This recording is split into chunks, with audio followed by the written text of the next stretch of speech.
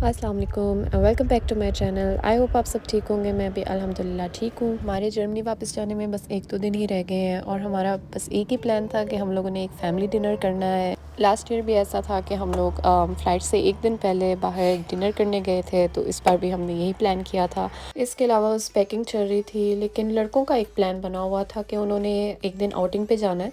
तो क्योंकि लड़के गए हुए थे, तो मानी खाला ने कहा कि चलो हम लड़कियाँ भी पीछे से कोई प्लान बना लेती हैं।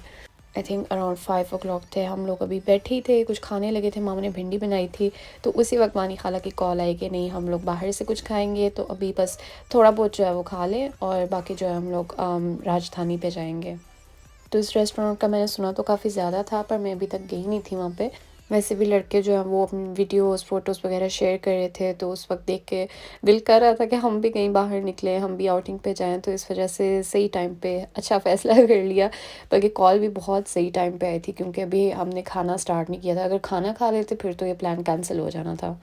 यहाँ का फूड जो है सच में बहुत मज़े का था, एंजॉय किया मैंने। स्पेशली जो हलवा था, हलवा आई थिंक दाल का हलवा था, कौन सी दाल का हलवा था ये अब मुझे याद नहीं है, लेकिन इतना मज़े का था और मैंने खाया भी फ़र्स्ट टाइम था। और नॉर्मली मुझे बस रस का हलवा सबसे ज़्यादा पसंद है, तो अब मेरी फ़ेवरेट लिस्ट में ये भी ऐड हो गया है क्योंकि ये भी मुझे बहुत पसंद आया है।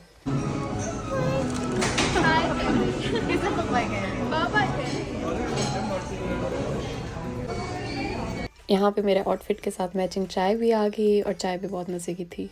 यहाँ मैं कोशिश कर रही थी एक एस्थेटिक सा क्लिप लूँ अपनी चाय का, लेकिन बीच में इज़ना पता नहीं क्या तोड़ के मुझे पकड़ा रही थी। और जब वो वहाँ की चीज़ें तोड़ने लगी तो हमने कहा चलो अब हम लोग निकलते हैं यहाँ से। और इस शॉप पे इतनी वैराइटीज़ हैं स्वीट्स की। यहाँ पे स्पेशल किस्म की मिठाई भी मिलती है, पान की मिठाई, रोज़ पेटल्स की मिठाई, इस तरह की डिफरेंट वैराइटीज़ हैं। तो ये वाली बल्कि गुल खाला को भी इतनी पसंद है, ये स्पेशली उनके लिए हर बार जर्मनी भी जाती है। सो ये वाली छोटी सी आउटिंग जो है हमारी स्पॉन्टेनियस ही हो गई है, वो मानी खाला की वजह से। अदरवाइज़ उस दिन हमारा कोई ऐसा प्लान नहीं था, बस घर पे पैकिंग चल रही थी। और जैसे मैंने पहले बताया था कि फ़्लाइट से एक दिन पहले हमारा प्लान था कि हमने बाहर डिनर पे जाना है, तो यहाँ पे हम उसकी तैयारी कर रहे हैं। और ये जो इज़ना की इतनी ज़्यादा हेयर पिन्स हैं, इससे आधी तो पता नहीं उसने आई थिंक वो कनाडा ही छोड़ आई है, क्योंकि मैं उसे जब भी तैयार करने लगती थी तो पिन्स जो है उसे नज़र आ जाती थी, फिर वो उनके साथ खेलने लग जाती थी। वैसे ये वाला प्लान भी बाय कोइंसिडेंस ही हमने लास्ट डे पे मतलब रखा है, इस तरह की कोई प्लानिंग नहीं थी कि लास्ट ईयर भी हम लास्ट डे पे गए थे तो इस बार भी गए थे, बल्कि वहाँ जाके हम लोग याद कर रहे थे कि इन्हीं डेज़ में हम लोग कड़ाही बॉयज़ आए हुए थे। जर्मनी में बंदा कोई पाकिस्तानी रेस्टोरेंट ढूँढने जाए तो किसी बड़े सिटी में जाओ तो बाय चांस आपको मिल जाए, अदरवाइज़ सब इंडियन रेस्टोरेंट्स होते हैं ज़्यादातर तो। लेकिन अगर आप कनाडा में लाइक कड़ाही बॉयज़ अगर कह लो कि जाना चाहो, तो वो कड़ाही बॉयज़ भी इतनी ज़्यादा लोकेशंस पे मिल जाता है आपको। हमने ऐसी लोकेशन चूज़ की थी जो लैला के वर्क प्लेस के साथ ही थी, क्योंकि लैला काम पे गई हुई थी।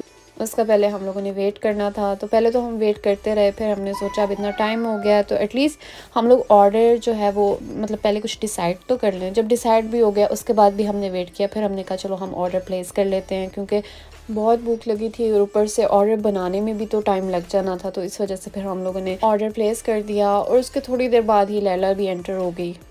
इस रेस्टोरेंट की ये एक अच्छी बात है कि अगर आप फैमिली के साथ हैं तो आप अलग से भी अपना टेबल जो है वो ले सकते हैं। लाइक फैमिलीज़ के लिए उन्होंने अलग से कैबिन्स बनाए हुए हैं। बच्चों के लिए हाई चेयर भी मौजूद थी, लेकिन हमारी जो बच्ची है वो इसमें भी आराम से नहीं बैठती, यहाँ पे भी बार बार खड़ी हो रही थी और मैं उसे कह भी रही थी कि इतना गिर जाओगी बैठ जाओ। और मेरा बस 1 सेकंड के लिए ध्यान इधर-उधर हुआ तो इज़ना यहाँ से गिर गई।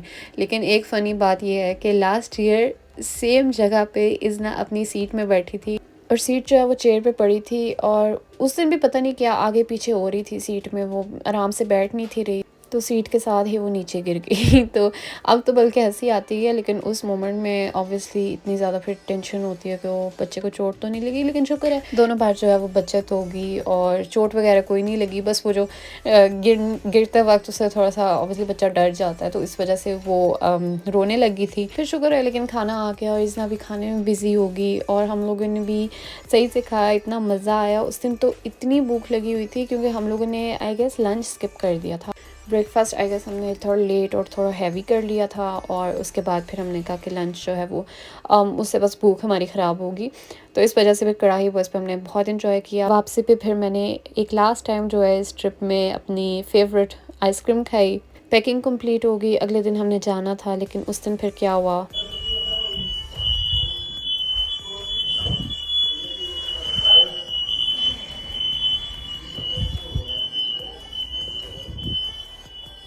अभी सब सो रहे थे और सुबह-सुबह ही फायर अलार्म बज गया और उसी दिन मैं कह रही थी हमारी नींद जो है पूरी होनी चाहिए, स्पेशली इज़्ना की नींद पूरी होनी चाहिए, क्योंकि प्लेन में फिर उसका थोड़ा-सा अगर routine obviously up and down हो जाए तो मुश्किल हो जाता है। पूरा घर खाली किया, सब बाहर आ गए, इतना हमने बाहर वेट किया और रीज़न भी नहीं समझ आ रही थी कि फायर अलार्म बज क्यों रहा है, ऊपर से बंद भी नहीं हो रहा था।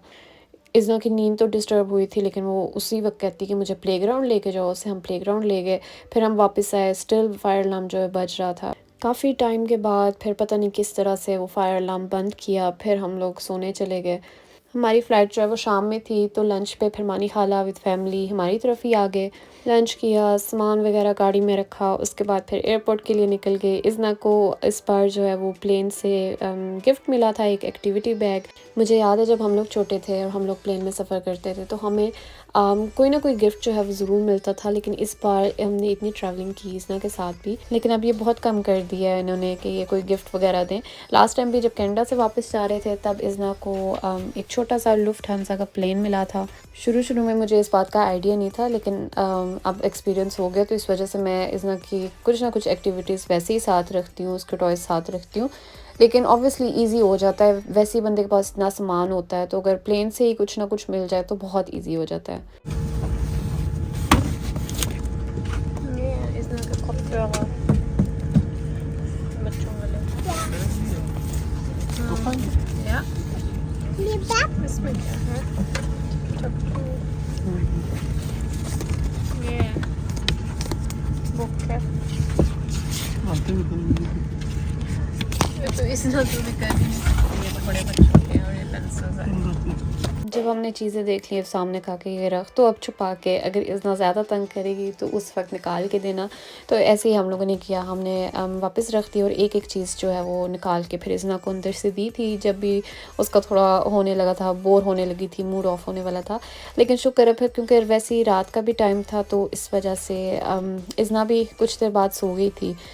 खाना वगैरह खा के उसके बाद फिर हम लोगों ने भी थोड़ी कोशिश की कि हम भी थोड़ा-सा सो लें, क्योंकि जर्मनी तो हमने फिर सुबह के टाइम पहुंचना था और सुबह फिर पूरा दिन था और उसमें तो हम सो नहीं सकते, वरना रूटीन जो है वो सेट ही नहीं हो पाएगी।